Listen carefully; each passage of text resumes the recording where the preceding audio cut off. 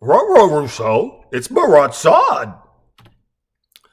Balancing the seemingly mutually conflicting goals of justice, liberty, equality, social contracts, traditional values, progressiveness, rhetoric, and our interpretation and understanding of these building blocks of society has been my focus of late.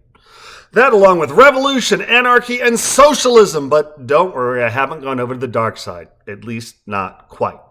No, I've been contemplating the French Revolution, the subsequent reign of terror, and how much evil we perpetrate in our desire to do good.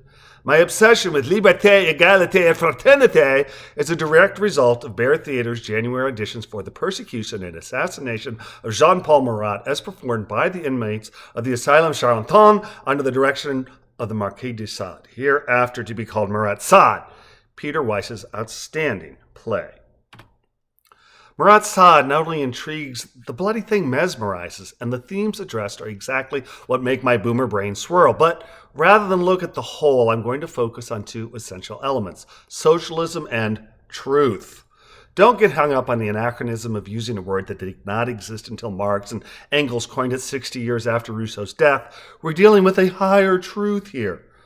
Having drawn my first breath the same month Adolf Eichmann's war crimes trial began, Yuri Gagarin became the first human to orbit the Earth, the UN condemned South Africa's apartheid, Cuba's Bay of Pigs had boatloads of undocumented folks arrive unannounced, and Fidel Castro received the Lenin Peace Prize, makes me both a boomer and a Cold War baby. When I was born, socialism was evil incarnate, and the USA stood for Pravda, or truth. Truth is an ever shorter supply these days, as spin is in and alt-facts are the new crack. Partisanship reigns supreme, and the art of rhetoric is used primarily to persuade rather than to inform. Once upon a time, we objectively tried to express our subjective realities, but that quaint notion is as dead as the USSR's Kolkhoz. Collectively speaking, here in the 21st, the goal is to persuade, and Machiavelli is looking down from heaven with a huge grin on his lips, because at last we have seen the true value of ends and means. The battle cry, XYZ unite, we have nothing to lose but our chains, is an ancient franchise that keeps selling the same stale baguettes. The equation of establishment bad, revolution good, inevitably leads us down a road of death and destruction, not because establishment bad is so untrue, but rather because revolution good is.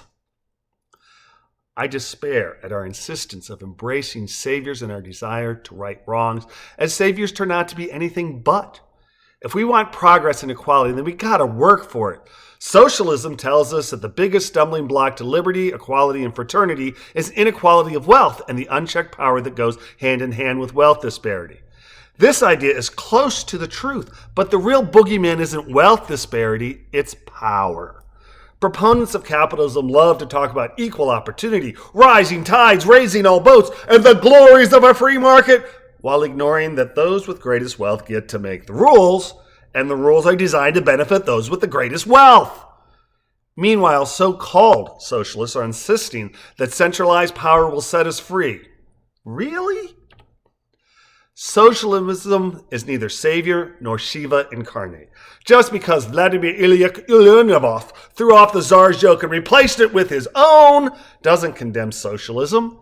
It condemns having an oligarchy with overarching power where workers have no rights, a system found to varying degrees throughout the world under various team names. A carrot and stick approach of reward for achievement and punishment for failure need not be dependent on a workforce in fear of survival. People will work when they see their labor as uplifting to self and society, and all who participate should profit from the group's efforts. It is we who are the destroyers of worlds when we intentionally choose to sell our souls for power. Power that comes with great wealth, unfettered centralized government, or acting the part of the Pied Piper by leading the children to their doom with our false flute of rhetoric. And our insistence on simple answers grows to ever-rising levels even as the matrix of society becomes more overarching and complex.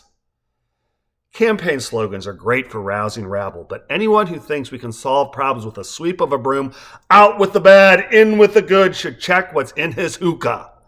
Life is not a ball game where rooting for one side while hissing and booing the other is a mostly harmless pastime. regardless of what color jerseys they're wearing, the two-headed, insatiable omnivore of the 21st century is oligarchy and disenfranchisement. The truth shall set you free. None is so blind as those who will not see, and we have nothing to fear but fear itself. Nothing, that is, save revolutionaries promising us a land flowing with ilk and money, milk and honey.